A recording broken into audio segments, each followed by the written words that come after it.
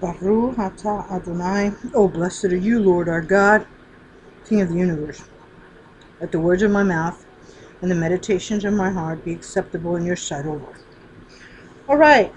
Hello, brothers and sisters. I've been trying to do this video all week, but I've been having grandma duty, so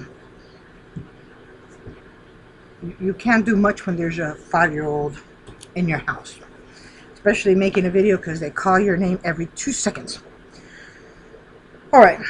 I wanted to start with, I'm calling this the two witnesses, okay, because there's a lot of controversial about who the two witnesses are, and people saying this and that and the other. Okay.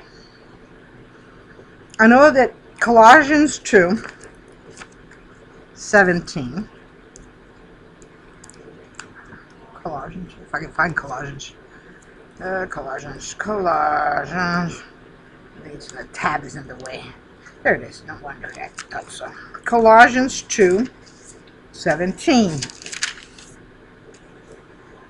And if you don't agree with me on who I think the two witnesses is, fine. Make your own video.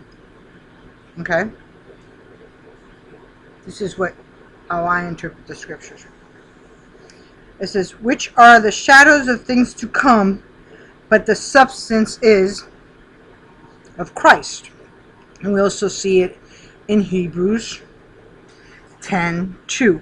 Everything in scripture is about shadows and types. Jesus being the type, and then the shadow, okay, is a type of. It is not the real thing. It is a type of. Now, I'm going to get into that a little bit farther down the line. It says, for the law having a shadow of the good things to come, and not every image of the thing, can never with these same sacrifices which they offer continue year by year, make those who approach perfect. Okay? I've said it before. The animal sacrifices was supposed to be a shadow of that ultimate sacrifice, which was Yeshua. Yeshua is once for all, and his will take away the sin. The animal sacrifice just covered that one sin. But it was a shadow of those things. Now, about the two witnesses. I believe that without a doubt it is Enoch and Elijah. Okay? We see in Genesis 5,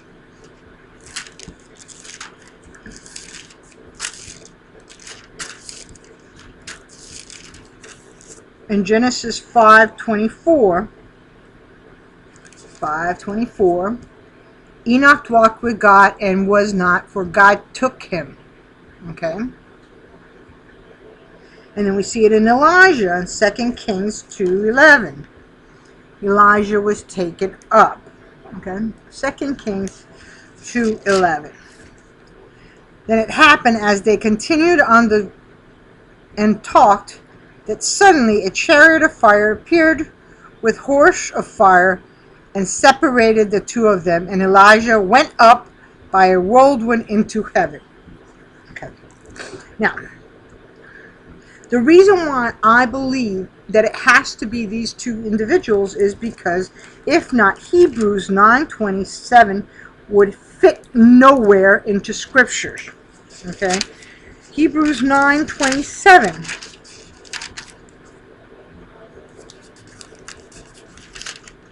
Hebrews 9:27. Not my words, but thus saith the Lord. And as it is appointed for man to die once, but after this the judgment.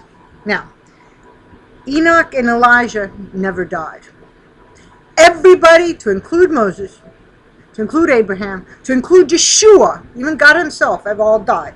Now, somebody told me, goes, oh, no, because Enoch is supposed to be a type and a shadow of Christ. All right, you're right.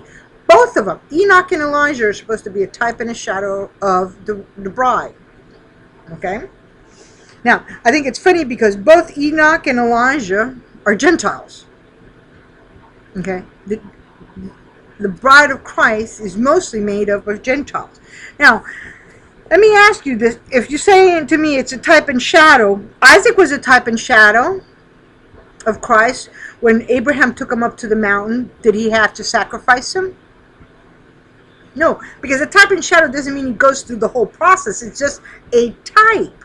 It looks like, it appears like, okay? So was Moses. Moses was a type and shadow. Was Moses sacrificed? No.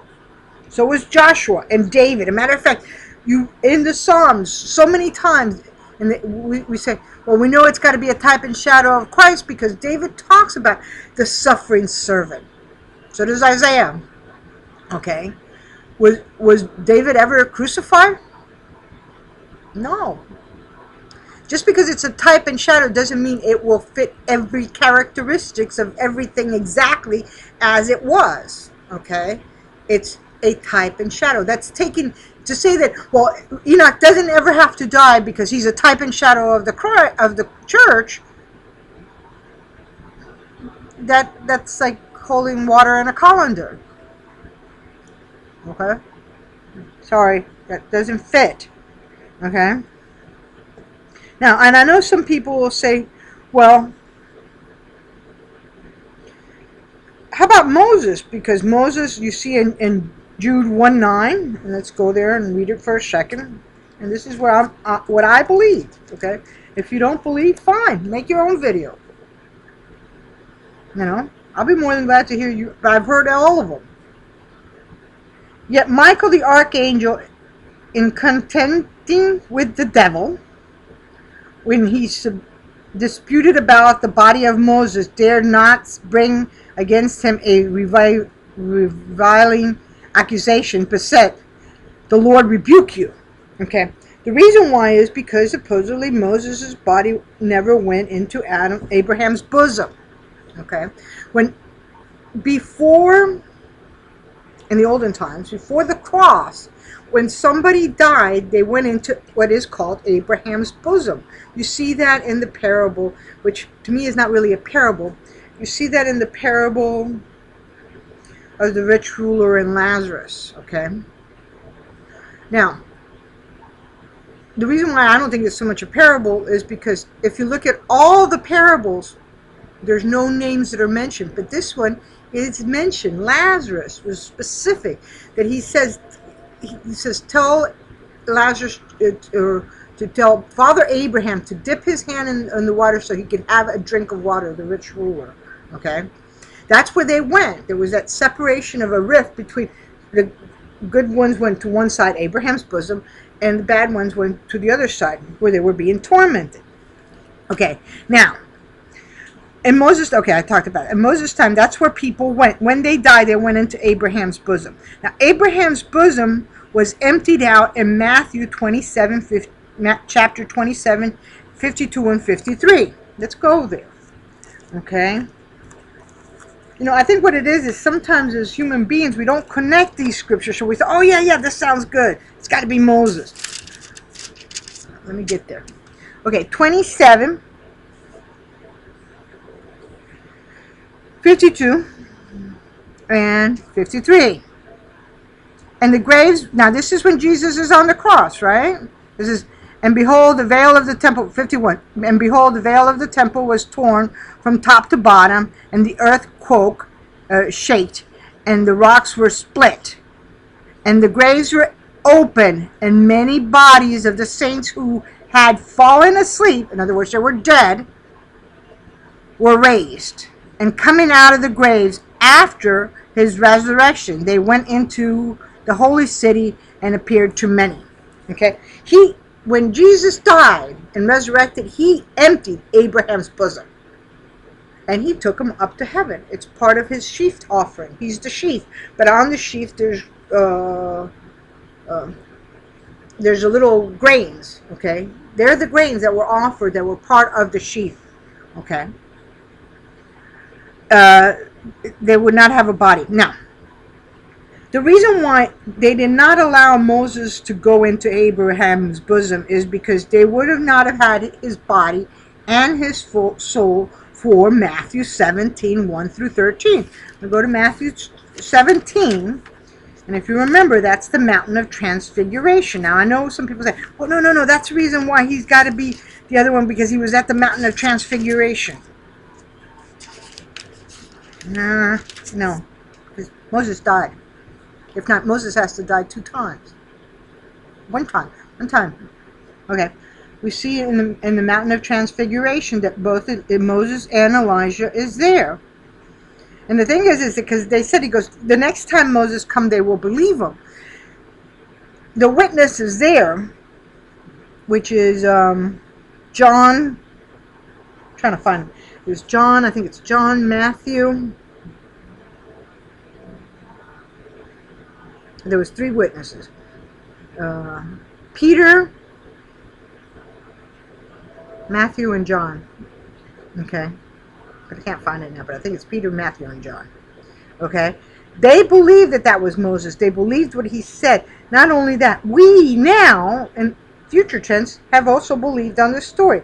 Now, what I see in the story of the mountain and transfiguration, which most people don't see, and it's like so obvious because it's in your face, is Jesus is showing that he can transform both the living and the dead, because they were transformed. It says on the 6th day, Peter, James, and John. Here we go. So no Matthew. Peter, James, and John. There you go. We're on the mountain of transfiguration, and the clothes were brilliant, and we know they were transformed. They saw Moses and Elijah appear unto them with him. Peter believed. Peter answered and said to the Lord, they wanted to make them sukkahs, or tabernacles. Hebrew sukkahs. Okay? In other words, dwelling places. They thought they were coming back for this is the time to reign. Okay? Now, what I see is that God can, by this story, not a parable, by this story of the Mountain of Transfiguration, that he can transform both the living, Elijah, and the dead, Moses. Okay? And I think that that's what a lot of people have missed. They're seeing it as this is why it's got to be them too. Okay? I don't see that. Also, too, the reason why I think Enoch is, we know that when he comes back, it's going to be as the days of Lot and as the days of Noah. Enoch was the only one around that was in the times of Noah that would have known how to really battle these Nephilims and all this stuff. How to really, work with them. How to really call them out. Okay? Nobody else would. Nobody else was around in that time. Okay? Plus also I see this as the 2 dispensations. One was before the law. Okay? Or, before the flood. And the other one is from the flood to the cross. Big jump. Okay? Now, and I know that some people I've seen videos where they say, oh, no, it's the other person is John, because of the scripture that we see in John 21:22. In John 21:22, and Jesus said to him, if I will that he remains till I come, what is that to you? You follow me. And he's talking there to Peter. This is after his resurrection and everything else. And Peter, he's asked him 3 times, do you love me? That they're walking, I guess, and somehow, because there has been scriptures that says, John is going to be staying here on earth till Jesus comes back. But we know that John died. He was buried. Now, I think that what he was talking about is John was the only one out of the 10, and I say 10 because there was 12 disciples. One hung himself, and then John the 11th. So the other 10 disciples were all martyred. Okay, John wasn't. They tried real hard to kill him, and they couldn't kill him. Okay, now what I see though, and this is, again, so in your face, but sometimes we're trying to see the refrigerator with our face up against the refrigerator. And, I can't read my notes if I got my notes like this. I can't see my notes. So I have to pull them back a little bit. And that's what happens. We don't pull it back enough a little bit to see a bigger picture. Okay? John, while he was still here on earth, wrote the book of Revelation. That means he went up to third heaven on the day of the Lord. It even tells us he was taken up in the body. He was taken up. Now, if it was a body and spirit, well, we're not quite sure of that one. But he says, okay,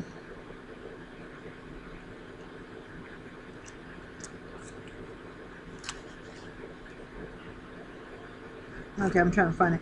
But I know that, yeah, here it is. I was in the Spirit on the day of the Lord, and I heard behind me a loud voice as of a trumpet, saying, I am the Alpha and the Omega, the first and the last. What you see, write down in this books, and send it to the 7 churches. Okay, and then that was in chapter 1, verse 10. But we see it also, too, in chapter 4. Okay, it says, after these things I looked, and behold, a door standing open in heaven. And the first voice which I heard was like a trumpet, speaking with me, saying, come up here. Okay, so he was there on the day of the Lord, and he goes through the whole viewing the 7 years of the tribulation. In fact, you see him in Revelation Armageddon. Okay, hold on, let me get there. That's chapter, I think, 18. Okay, 16, I was close. And he says, behold, I am coming as a thief in the night. And he says, and he gathered them together in a place called Megiddo. Okay, he saw all of this. As a matter of fact, he even is on earth standing, seeing Revelation 21. And I saw a new heaven and a new earth, for the first heaven and the first earth had passed away. And then I, John, saw, this is verse 2, and then I, John, saw the holy city, New Jerusalem, coming down from heaven. So he had to be on earth. See, that's, I'm one of these people, when I read these words, I visualize it. And I think that's what the problem is, okay? He says, I, John, then I, John, saw the holy city, the New Jerusalem, coming down from heaven. So he had to be on the earth. You know, he goes back and forth between being in the earth and being in the heavens and being on earth, because he says, and there was one time that he's standing there between the 2 rivers, and he's told to eat the little book. So that what he was talking about is John, past tense, before his death, God let him time travel into the future to be here for that whole time of the great day of the Lord, from the beginning to the end, from the opening of the 7 seals to the New Jerusalem coming down from heaven. He got to be an eyewitness. A matter of fact, there's a movie, my grandbaby. I found it for her. It's on Superbook. Okay, it's 4 episodes. One is in the beginning, and then there's 4 episodes. There's one about in the beginning, and then the 4 episodes of the final battle. And they did a great job of animating it, of that final battle of what's going to be here on earth. Okay, and that New Jerusalem coming down, and how he's going to restore the whole earth, because he's a God of restoration. And it's funny because one of the things is the little kids ask him, they get to the 3rd heaven, and he goes, who are you? He goes, I'm John. And he's got a scroll, and he's got a pen, and he's writing down. And the kid goes, oh yeah, you're writing it all down. He goes, yes. He goes, I am an observer writing it all down. So John got to walk through it all. Okay, a matter of fact, I believe, now I can't prove this, when he says, I can't remember exactly where he does, but he says that one of the elders started talking to him. that I think it would be like God, that elder that is talking to him is himself, because he's one of the elders. And he doesn't recognize himself because that is in the new glorified body. So it's John without the glorified body talking to John in the glorified body, talking one to another. And he's asking questions, and John goes, well, that he was able, because of time exists for us folks, but not for God. Okay.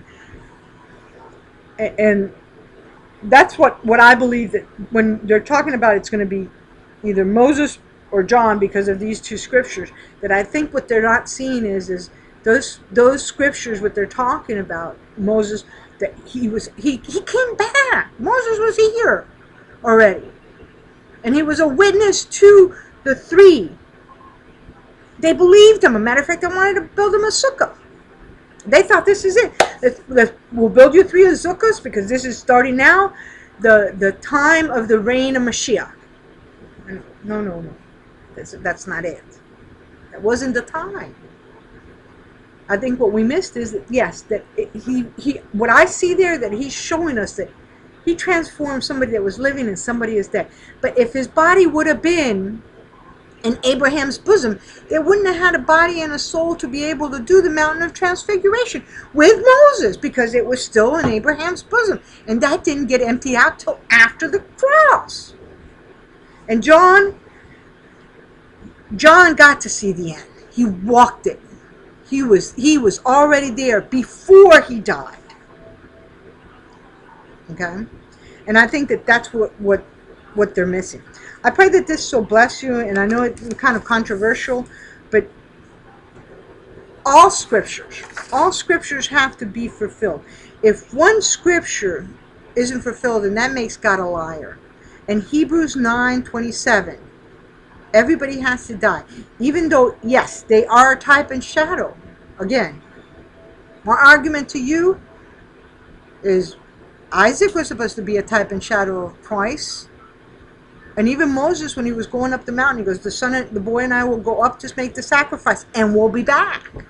So he knew about the resurrection, but yet he didn't have to die. So just because it's a type and shadow doesn't mean it has to do everything just like that type. Okay? It's just enough to show us that type. Okay? And I believe Enoch will be the only one that will have enough.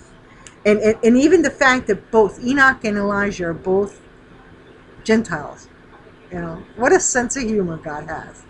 That the 2 witnesses at the end would be 2 Gentiles bringing the gospel, the truth, to the Jewish people in Jerusalem. I think that's marvelous. Just marvelous. I pray that this has blessed you, and the Lord bless you and keep you, make his face shine upon you and be gracious unto you. The Lord lift up his countenance upon you and give you Shabbat Shalom.